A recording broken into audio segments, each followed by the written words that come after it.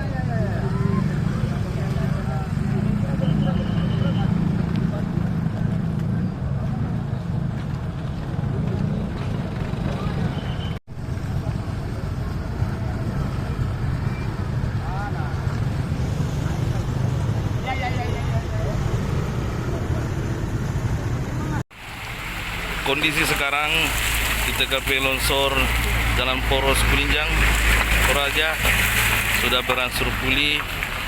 Jadi kalau ada informasi yang bilang bahwa jalan ini terputus itu adalah hoax. Ya, cukup informasi yang bisa kami berikan. Di sini situasi seperti ini.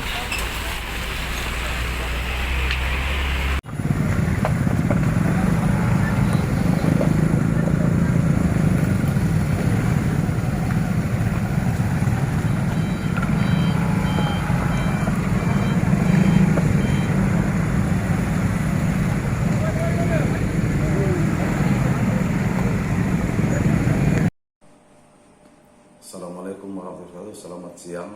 Saya Arsil Bagenda, Kepala BPBD Kabupaten Rekang, melaporkan kondisi terakhir Jalan Poros Rekang Tanah Toraja, tepatnya di kilometer 6 Kulinjang, yang amblas akibat hujan deras hujan cukup tinggi di Kabupaten Rekang.